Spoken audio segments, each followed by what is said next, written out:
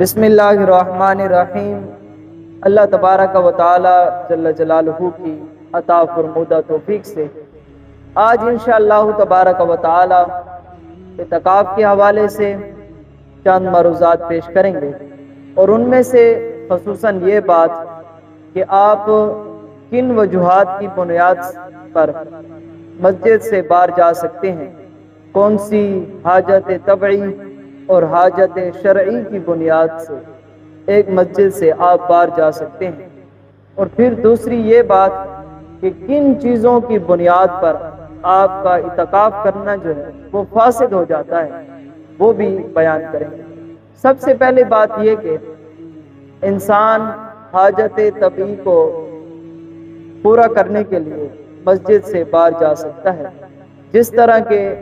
پخانہ کرنا ہے یا پیشاب وغیرہ کرنا ہے، یا اس مسجد سے بالکل باہر وضو خانہ ہے یا غسل کی جگہ ہے، تو آپ مسجد سے باہر جا سکتے ہیں، وضو کے لیے بھی باہر جا سکتے ہیں، اور اپنی حاجت پوری کرنے کے لیے بھی آپ مسجد سے باہر جا سکتے ہیں۔ اور پھر اس میں ایک مزید بات بھی میں عرض کرتا چلوں، وہ یہ ہے کہ جب آپ اعتکاف پر بیٹھے ہوں اور آپ مسجد کے باہر غسل خانہ ہو یا واش روم ہو، وہاں آپ ان کو یوز کرنے کے لیے جائیں، اور باہر پھر جو آپ کے ساتھ ملے آپ نے اس کے ساتھ باتیں نہیں کرنی، آپ نے بالکل اپنا کام کرنا ہے۔ اپنی حاجت پوری کرنے کے بعد، وضو کرنے کے بعد آپ فوراً مسجد کے اندر آ جائیں، آپ نے باہر جا کے باتیں نہیں کرنی۔ آپ نے اس بات میں بہرحال احتیاط کرنی ہے کہ باہر جا کر آپ نے لوگوں کے ساتھ گپ شپ نہیں لگانی۔ اور پہلی تو یہ بات ہو گئی کہ آپ حاجت طبعی حاصل کرنے کے لیے باہر جا سکتے ہیں۔ پھر دوسری بات یہ ہو گئی کہ آپ شرعی حاجت کے لیے بھی مسجد سے باہر جا سکتے ہیں، جس طرح اگر کوئی شخص کسی عام مسجد کے اندر اعتکاف پر بیٹھا ہو تو وہ جمعہ نماز پڑھنے کے لیے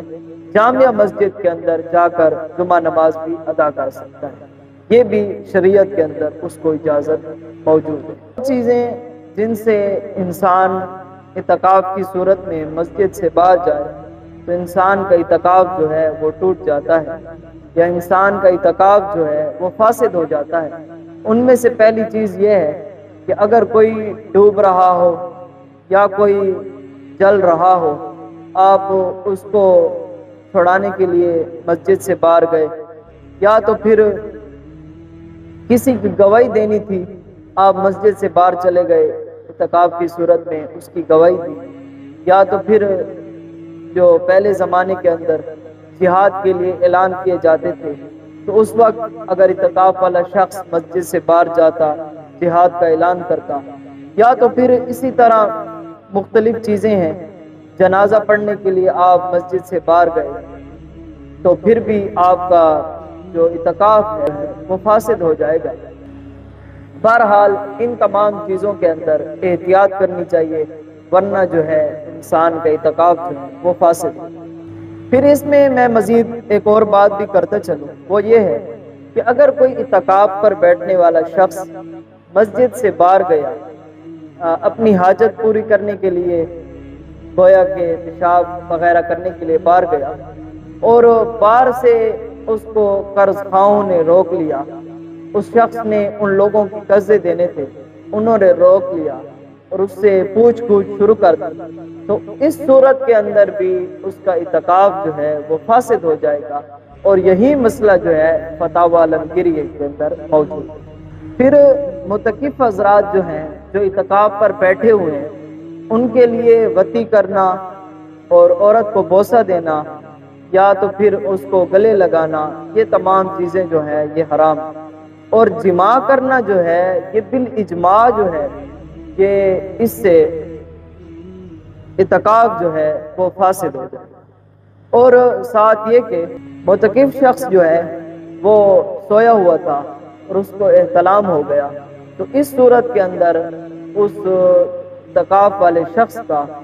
اعتکاف جو ہے وہ فاسد نہیں ہوگا، اور یہی مسئلہ جو ہے فتاوی عالمگیریہ کے اندر موجود ہے۔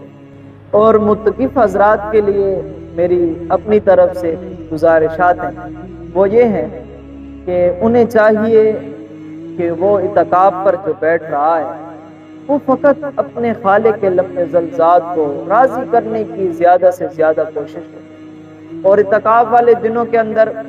کثرت کے ساتھ اللہ تبارک و تعالی جل جلالہ کی لا ریب کتاب کی تلاوت کرے، اور پھر ساتھ کہ احادیث رسول صلی اللہ علیہ وسلم کو پڑھنے کی کوشش کرے اور سمجھنے کی کوشش کرے، اور پھر کثرت کے ساتھ حضرت محمد مصطفیٰ صلی اللہ علیہ وآلہ وسلم پر درود پڑھا کرے۔ اس سے اس کی تمام مصیبتیں پریشانیاں جو ہیں وہ دور ہو جائیں، اور پھر کثرت کے ساتھ ذکر اذکار کے اندر اپنا وقت گزارے۔ اللہ تعالیٰ سے دعا ہے کہ اللہ تبارک و تعالیٰ جل جلالہ تمام متقف حضرات کی اعتکافوں کو اپنی برگاہ عالیہ کے اندر قبول و منظور فرمائے۔ وآخر دعوایا الحمدللہ۔